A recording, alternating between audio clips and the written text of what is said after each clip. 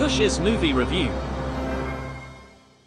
This week's movie review is Nosferatu, written and directed by Robert Eggers, a movie remake of 1922's Nosferatu, which was inspired by Bram Stoker's 1897 novel Dracula, which would later inspire Marvel Comics to create the character Morbius, which was later turned into a really shitty movie starring Jared Leto, so fuck this movie. Ah. That might be the most accurate description you've given for one of my reviews before we go into it. Yeah, so new year, new me. There you go. Hey, I ain't mad at that. As you mentioned, Mike Fish, this is Nosferatu. This is the second remake, the third iteration of this movie. It is I guess it's a hard R. It's thankfully only 2 hours and 12 minutes. And while I didn't feel anywhere, that's not true. Actually, I checked my watch multiple times during this thing, which is a very bad sign going into it. Anyways, written and directed, like you said, Robert Eggers.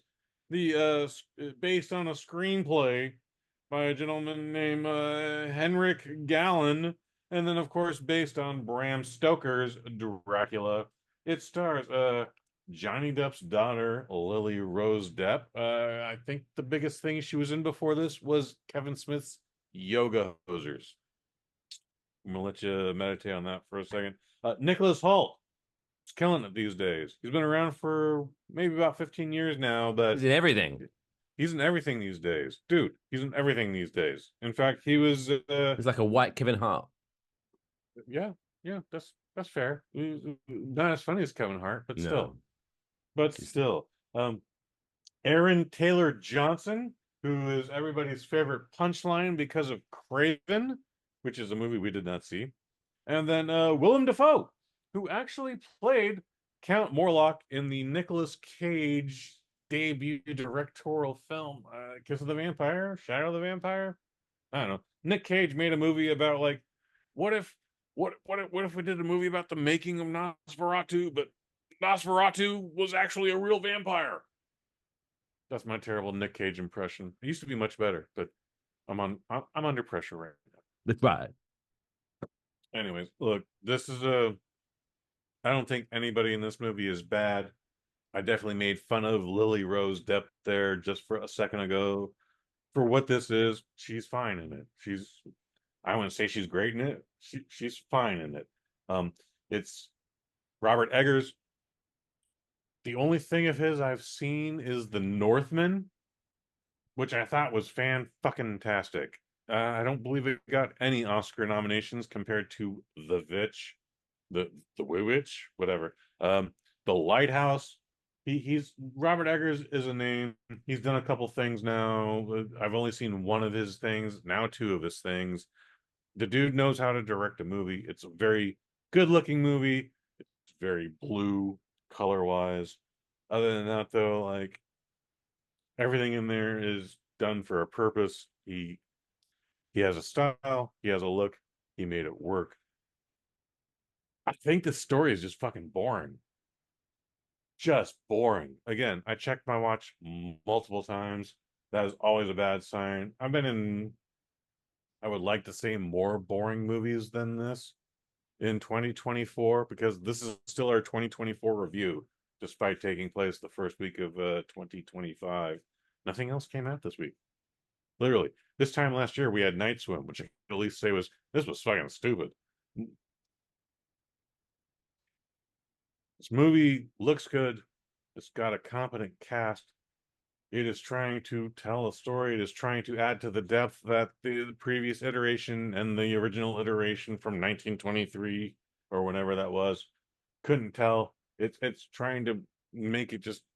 It's trying to be a very award-winning film coming up in the next few weeks. This thing got no Golden Globe nominations this weekend, at least to my knowledge.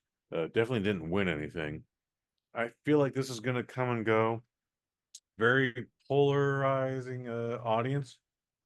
You think this is the greatest movie ever made in 2024, or at least for the quarter of 2024, or you're like me and you're like, this movie was goddamn boring. So I wish I could give this a better score. I went into it optimistic. But it's a 2 out of 5. It's a 2 out of 5, and I don't know what happened this last weekend, but I would have loved to have been reviewing anything else but this today. So, Mike Fish, you have questions? Or maybe you don't. I don't care. No, I just think they're stupid. Like, why? Like, I appreciate. No, actually, let's start there again. I hate remakes. I've told we're a big hater of remakes and prequels and blah blah blah blah. Now I appreciate they're trying. Hey, we're gonna remake a movie. Let's remake a movie from over 100 years ago. Mm-hmm. But it was a silent movie, Mm-hmm. so Which you was had to. trying to get around copyright laws that may or may not have existed. It's a German film, the original Nosferatu, and they didn't want to get sued by the estate of Bram Stoker. They wanted to make like, well, let's take this Dracula story and we'll just change some names here. It's the same goddamn thing. And then back in the 70s, it got made into another movie, which I found accidentally bought, thinking it was the silent film, and then going, "Oh my god, this thing is super homoerotic," which is vampires, by the way. We wouldn't know that then, but we know it now. Anyways, Vampires love to fuck. boy, fuck and suck. Yes, sir. I want to suck your cock. Pretty sure that happened in this movie. But Mike, I interrupted you. I'm very sorry. No, it's like you're handcuffing yourself when you're trying to create a spoken word movie based off of a silent movie, because more often than not, because all the what are they called, the hipsters, well, oh, it's not as good as the original. You're betting against 100 years of history of this classic movie. I'm not saying the classic movie is any good, but it's a classic movie. And then you're having to try to guess what they're saying and like put words to it and pad it out a bit. So I imagine the original Nosferatu wasn't over Nosferatu. 2 hours long. I'm No, guessing. I'd be surprised if it was an hour long, honestly. Yeah. So it's a dumb idea. But I do appreciate that they did hold on to the long standing tradition of, if you are casting a creepy movie, the first person you call is Willem Dafoe. He's Yeah, right. always in the creepy movies. Well, he's also in Robert Eggers' movies. He's been doing. I think this is his third movie in a row. He might have been in The Witch. I don't know why I have to say it. It's The Witch, but anyways, um, yeah. Willem Dafoe he's an actor's actor, dude. He'll be in anything if you give him enough money, and he doesn't ask for a lot here. Really, And Bill motherfucking sure. Skarsgård. He's a weird looking guy. Skarsgård, it's interesting. He's playing a third demonish thing. He was Pennywise in It, both Mm-hmm. iterations of It. He was just recently in The Crow, the remake of The Crow, which I didn't see it, but I also didn't like the original Crow. Controversial statement. So basically, what you're saying is this guy, when companies send him scripts, it's like, has this movie been made before? No, this is original. Not interested. I only want remakes. He might, we reviewed a movie of his at the top of 2024. Boy Kills World. This dude It's a is trying to. terrible spin-off of Boy Meets World. Like It Topanga. is. Oh, Jesus, what happens to her in Boy Kills World? Oh, Jesus. It was an interesting film, but it didn't hit for me. I ended up giving it a low review, but the that dude did a lot of his own stunts, and I was Oh, look at me. I'm trying to very. be Tom Cruise. He's trying to be a little more than that. Well, I'm very annoyed here. I'm trying to stretch this out and find Nick Cage's Shadow of the Vampire or Kiss of the Vampire. I was 1,000% sure he had Nicholas directed Hoult this, was in but that, wasn't he, as well? he would have been -10 Oh, at that point. Nicholas Hoult, very young man. he's 35. Yeah, younger than me these days. Vampire, a Shadow of a Vampire. He was only the producer on that. Okay, well that's dumb.